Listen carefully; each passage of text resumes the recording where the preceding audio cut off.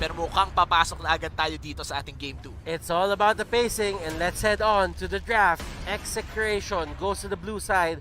EVOSSG sa kanila naman ang red side at ang 2 picks na magkasunod. Honestly, EVOSSG, if they don't ban out Ling in this phase, medyo parang binaril nila yung sarili nila sa paa. Execration, they still looking like they're playing against BLACKLIST International, but that is to be forgiven. Knowing na, again, EVOSSG adapted a lot. Uy, kita tayo sa screen ko. Uy, pero bakit sa atin nanonood si SG? Wow, Ibang team yan. Oh, wait, ibang team ba yun? Ibang team yan. Oh, okay, they still ban out the glue. EVOSSG respecting the hero pool of Execration. Pero remember, Execration, their first pick. Ang daming first pick material ni Execration. There's the Lunox, there's the Selena, there's the Kufra, and there's also the Benedetta. And looking at the bans right now, no, it was SG, Execration. As you said earlier, Midnight, talagang they're looking towards the same type of bans. And feeling ko, Evos SG, they're still quite confident on how they drafted in first game. Alam nila that it should have worked out for them, pero hindi gumana. They're still sticking to what worked, at least on the most part, and maybe adjust yung mga konting microplay na nagkamali sila na mamaya pa natin makikita. Execration, tatanggalin nila ulit ang Matilda. This is very much identical sa first game bans natin for Execration. Yeah, yun yung sinasabi natin kanina na sobrang typical nito for Execration, that they opt to ban out the Matilda as last kasi tinitignan nila yung viable options, especially when they're second pick. Talagang hindi nila pinapakita yung Matilda ban kasi they want to pressure the first pick team to pick up the Matilda. Now they're on the first pick. They're telling EVOSSG na wala kaming balak mag-Matilda like ever, like legit, no? Kasi ang mga first pick materials dito for Exe is the Selenas, Lunox. Okay, there you go. The Eve ban. EVOSSG opted to ban out the Eve. This is probably a Selena first pick for Execration. Let's see. First 3 bans for both teams, natanggal na nila, and Execration taking their time, hindi sila nagmamadali. Ang daming options na open. You still have the Benedetta, you even have a Jawhead. You can even pick a Kufra if you want to. Ang dami talagang pwede. Well, for the side of EVOSSG, para sa akin, napaka-familiar na opponent yung ganitong drafting na ginagawa ng Execration. It's like you drafted for your grand finals para sa the Execration. And Execration, feeling ko nga pwede pa nilang ilabas. Sa tingin nyo ba may ilalabas pa silang Bane Faramis dito? Pag nag-first pick Selena sila po, hindi. Mukhang ilalabas nila ang Jawhead. Magkakaroon ba ng seminar dito si Chakno kung paano mag-Jawhead? And Execration, they definitely go for aggressive playstyle. And ito, napaka-aggressive ni Jawhead, especially if early game ang usapan. Kanina nga lang do, Midnight, EVOSSG, they got the Jawhead pero hindi tayo nakikita ng aggressive rotations. From EVOSSG, they used that Jawhead a little bit defensively at talagang nag-go lang sila for skirmishes on actual big fights. Well, again, that's the problem of facing a Grok as a Jawhead. You can't literally make any offensive moves without a flicker kasi yun lang yung option mo na mag-flicker, kahanapin mo yung target sa likod ni Grok, then try to take down that target. Kasi nga, ang ginagawa lang ni Chakno is parang dito. Now, I like the Jawhead first pick from Execration. This is them understanding that EVOSSG or Singapore in general doesn't really pick the Selena on the first 2 picks. Lagi nilang tinatthird pick si Selena or banned on the second phase. So they opted to go for the Jawhead para makuha nila yung maximized hero pool with Chakno, and they let go of the Granger Benedetta para makuha nila yung Selena. So this is overall good understanding from Execration as to how Singapore likes playing with the 2 picks on the red side. This is quite scary for the side of Execration. This is the tempo setting heroes na hinahanap ng Execration. And if they ever command yung rhythm nga, katulad sinabi natin, if they want to be aggressive, they can. But right now, hero stats ni Harith, it's a 100% Okay na. Pwede na. Pwede na. Anong pwede na? Hindi ko nakita. 100% win rate si Harith. Nako, syempre, 1 game pa lang, pero 100%. 4 games. 4 games ba? 4 games. So much for na. Ayaw nga pala, sorry. Akala ko for this match lang. Pero yeah, 100% win rate on this Harith. Plus, a Selena pick from Etomax. So, nabanggit ni Butters dito na merong tempo control ang EVOSSG. But for Execration, feeling ko, yung tempo control nila, may skill shot lang. Kumbaga, pag kumagat ang kanilang Abyssal Arrow o kumagat yung eject sa tamang target, mabibreak nila yung tempo na meron ang EVOSSG. But I love this Popol and Krupa pick, Talagang gusto nilang tapatan ang ibibigay ng Selena. And Popolet Kupa, EVOSSG, that is going to be their Your pick. team is And banned. Execration, Lunox naman na kanila tinanggal. Well, for EVOSSG, tinanggal nila yung Lord na pwedeng gamitin ni Kel VJ. Actually, I like the Popolet Kupa pickup from EVOSSG. There's no Farsa potential anymore as they already saw the Selena and Harith. Now you have to take out the Lancelot of Kel VJ. Even if it's not the best assassin that Execration has played, it's really good against the lineup of EVOSSG. Yung Popolet Kupa, Benedetta, and Granger, napakahirap labanan ng Lancelot if you have these three heroes. Unless they're willing to let go of the Lancelot and pick up something on the sideline, like for example, the Parats.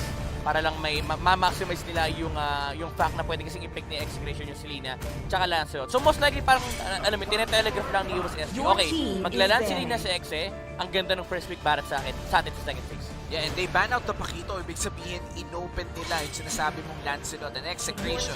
They ban out the Varsa, even if it's more of a reactive. Kumbaga, ayaw nilang may kalaban na Varsa on EVOSSG side. Now, they have actually ang daming options ng Execration dito ngayon against EVOSSG. The Selena against the Popolet Kupa alone would be a battle of information. But apart from that, the tempo could easily switch between two teams. The early damage coming in from Granger and Benedetta versus yung early potential na tumama yung mga skill shots nito ni Selena to the follow-up of the Jawhead. Again, Execration versus EVOSSG, based on the first 3 picks alone, talagang magiging ano yung term nyo doon? Yung pag sobrang ma-action nyo? Your team Bakbakan. is picked. Bakbakan? Well, balagbagan. Balagbagan. Action Jackson. Action Jackson. Madami. Hinahanap ko yung term eh. Kasi merong Action Jackson eh. Marami. Ayan yung Lancelot. Oo. Ayan na yung Okay, Lancelot. I pero like ito, it. Lance and Uranus, ang last pick ng Execration, last 2 picks rather, EVOSSG, they go for Rafaela, which means there is a probability na kumuha na lang sila ng tank side laner kasi nga medyo kulang yung kanilang tanking potential. There's two ways to go about this for EVOSSG. Tama yung sinabi ni Batis kanina, tank, semi-tank actually, like the heroes of Yuzong, Babarats. Pero one thing that they could go for is they can flex the Benedetta XP lane and they can actually go for a Hayabusa gold lane. Wow, that is gonna be a big turn for EVOSSG if ever. But I want to point out the Rafaela pick. I like this Rafaela pick mainly because it answers a lot of the... Oh wow, they're actually gonna flex the Benedetta, but they're not gonna go for a gold lane Hayabusa. They're gonna go for the Alice instead in the gold lane. Panapat dito kay Kendra. It is a great catch. Madali siyang makapag-zone out ng mga tao sa sarili nila ng mga comfort zone, specifically yung mga Zaman Force.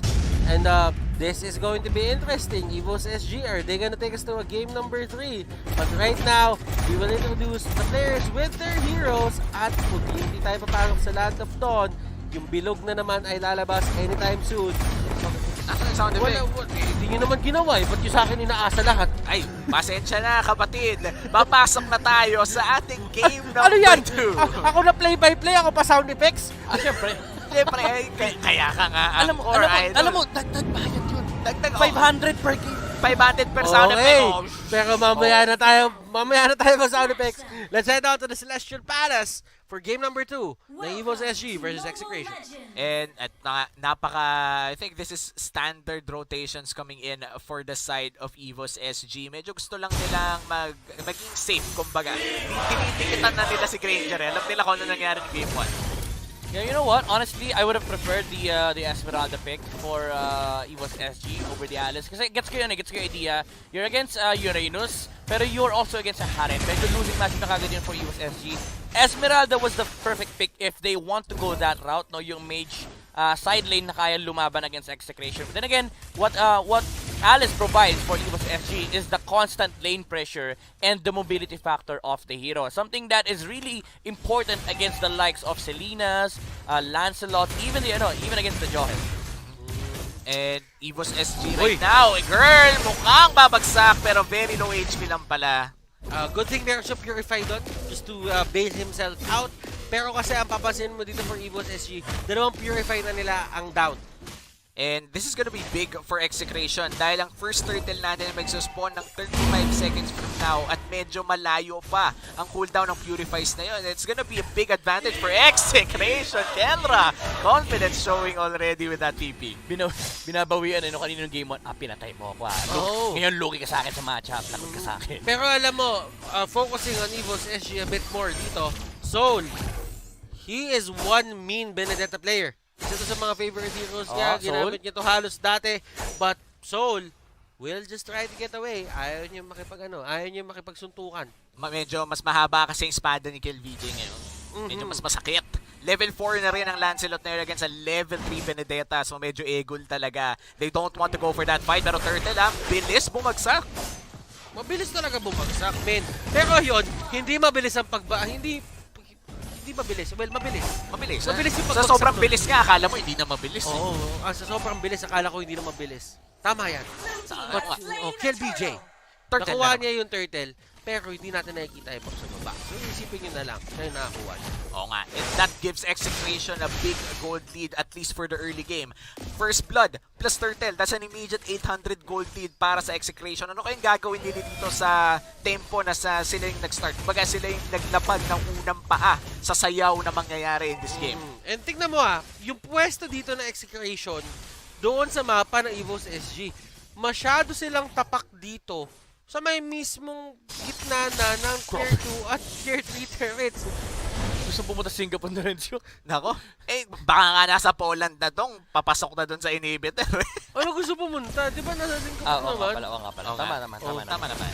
Anyway, dito sa Execration for the Lancelot na. Again, sabi mo kanina na sila yung unang umapak dito sa dance floor ng Execration. They have a Selena, so they can get they can take resources much faster compared to EVOSSG, and they're also playing Lancelot. As a Lancelot in a game, you'd want to establish at least 1,000 gold lead. Then you start taking up the resources of the enemy kasi kailangan leading ka talaga against the enemy para ma-burst on mo yung mga targets na gusto nyo patayin. And si Soul ang magiging target sa may kabila, but Kelra still alive! Oh, wow! Grabe yun. Ang galing ni Kelra dito, humanap ng lusot doon sa rotation ng 4 na tao. EVOSSG, 4 yun. 4 na tao ang iniwasan ni Kendra, pero they're gonna go for the third instead at mukhang wala na magagawang Execration. Joke lang! Naubusan ng minion. Naubusan ng minion indeed. Potato.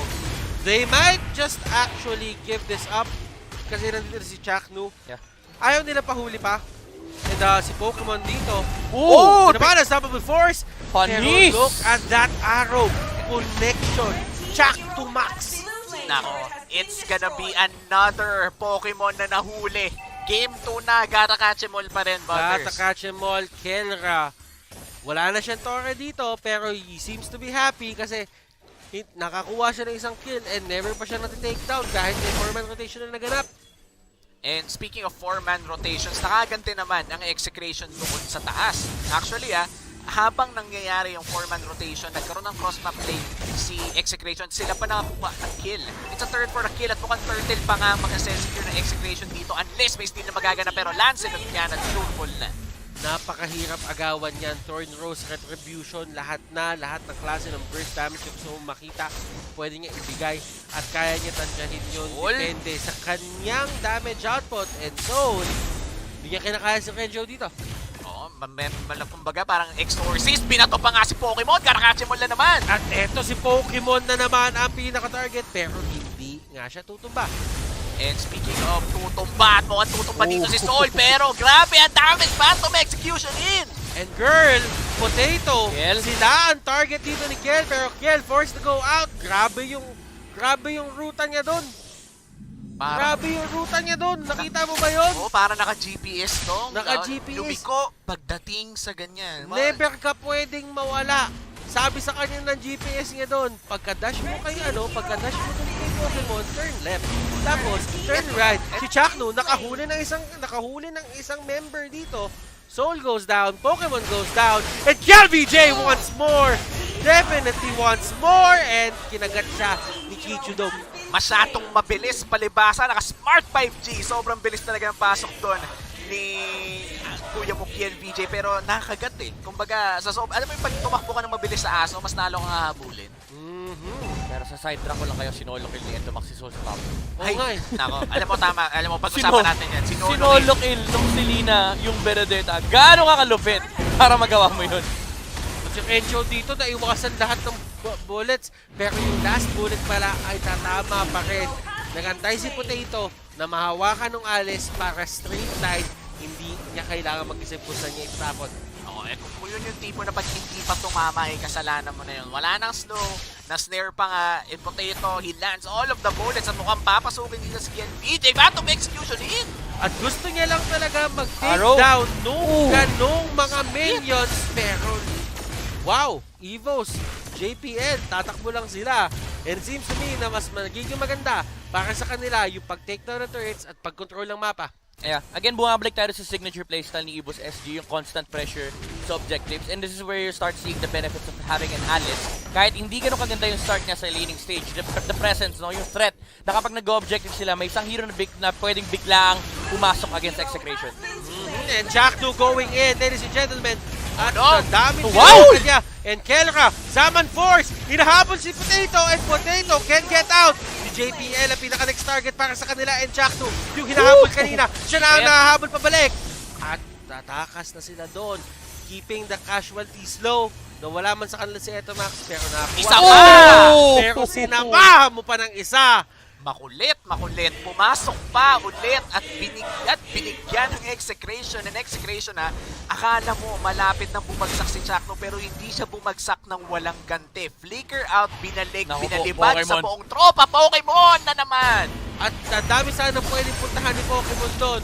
Kaso hinarangan lahat ni Etomax. Nako.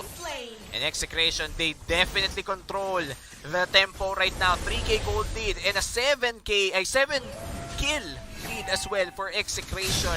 At lahat ng turtle sa kanila din napunta. Yeah, honestly, this is something that you would expect on the side of Execration whenever they get Joed and Selena.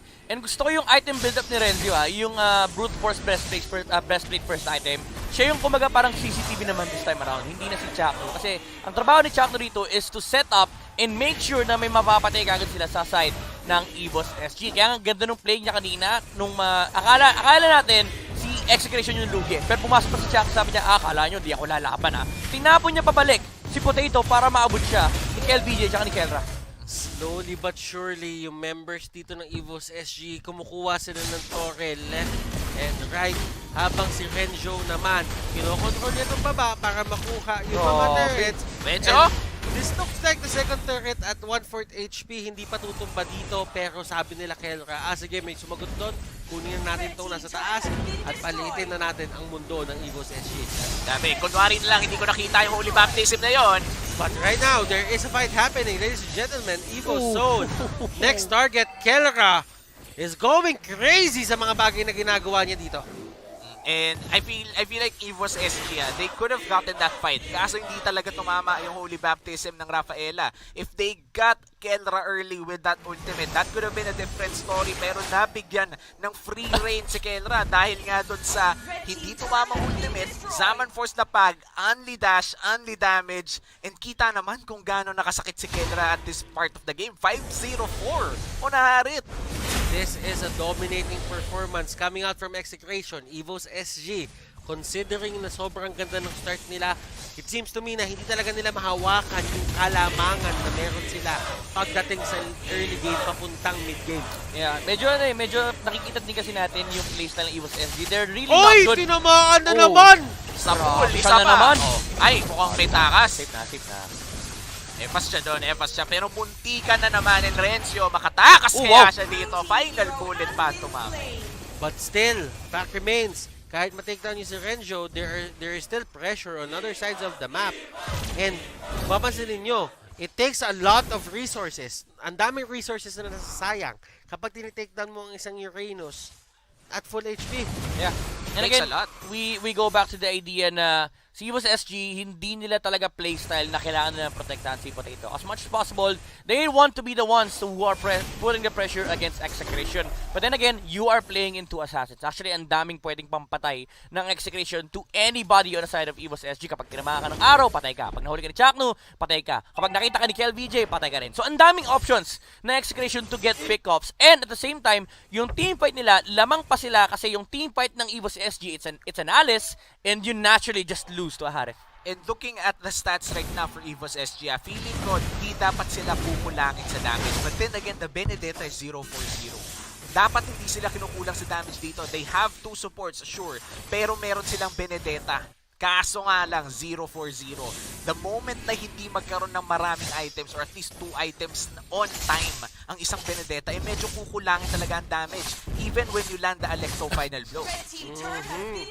But you do have to remember, late game potential, there is some in EVOSSG. The Alice is there. Considering pa na talagang kailangan pang i-set up or kailangan pa talagang patagalin yung laro para sa kanila ngayon. But for the side of Execration, they do have the Harith. Meron pa silang KLVJ dito at Etomax na kayang mag-pick up ng kahit sino at certain moments, and si Chaktu pwede pa siya maghain ng kills para sa teammates niya. Despite being dangerous for Execration, they will be securing this Lord. Pero konti na lang That could have been a 3v5 or a 3v4 for EVOSSG pero hindi nila kinuha. They didn't risk it. Yeah, things will about to become worse for EVOSSG. Na-pick up na yung Divine Glaive kay Kelrad. That Harith, yung damage output itong taong to, it's gonna hurt a lot on the side of EVOSSG. Disol, tumatakbo, tinatakbuhan niya talaga at yung EVOSSG, hindi na sila lumalayo doon sa kanilang base. Alam nila na sobrang daming pick-off potential na meron ngayong Execration na isang maling tapak nyo lang, literal, kaya kayo pasabugin. And Renjo gets out, pero nahuli sa likod si Potato at hindi ganun katagal yung pagkaka-disable sa kanya. Kenra, ayan, nakagante ng isa. Bagsak dito si Alice at mukhang Torre ang susunod nila. And that's a 1-4-1. Araw? Wala namang nangyayari. Wala namang pala. Easy ka lang. Wala namang nangyayari. Practice na. Kinagat lang. Konting pagpasarap. And as you can see, there is a Lord going for the turret doon sa may taas. And unti-unting nawawalan dito ng space ang side ng EVOSSG at tumama na naman kay Soul. Pero Soul is much more ready sa mga ganyang areas. Kumbaga parang may arrow to the heart, laging may arrow to the soul naman dito sa ating game. Grabe si ito. Sobrang lalim naman. Sobrang lalim. Imagine mo dong, sobrang lalim ng abyssal arrow, lumulusot na sa puso, diretsong kaluluwa na. Ganong asintado si ito, Max. Execration, they are just lurking the area. Kumbaga, ito yung pinakalamang nila para sa akin Like, meron din naman ganito yung side ng EVOSSG. Pero I feel for Execration, yung freedom na meron sila sa mapa ngayon, parang dali maglagay ng abyssal trap. Para talaga makita yung mga tao sa paligid, pero si Chakra yung pinakalikod. And they're just gonna back off. Ayaw nila mag-engage. Disengage lang sila. I mean, at this point, Execration, they're just looking to get all the resources on the side of EVOSSG. Kapag may tinama ng araw, we go for it. Kapag may lumabas at natala na ng Chakra, we go for it. Pokemon! Naku po, meron siyang truncheon dito, pero this might be a disaster for EVOSSG. Pumapasok. Yung pana hindi tatama pero walang silang pakialam doon. Renjo and the others, they go in. Binato pa ni Chakno si Renjo palabas para save siya. 2 members on the side of EVOSSG down. Renjo and the others, andito sila sa area, and si Selena nasa labas. Bato lang siya ng bato ng pana at hindi na naman tatama, pero those are good arrows kasi laging nasa-zone out, laging na-isolate yung ibang members ito. The side ng EVOSSG at eto na si KLVJ going in! Phantom Execution! Tumama sa karamihan! And that is going to be it. Walang buhay dito para sa side ng EVOSSG and Execration. They take the series with a 2-0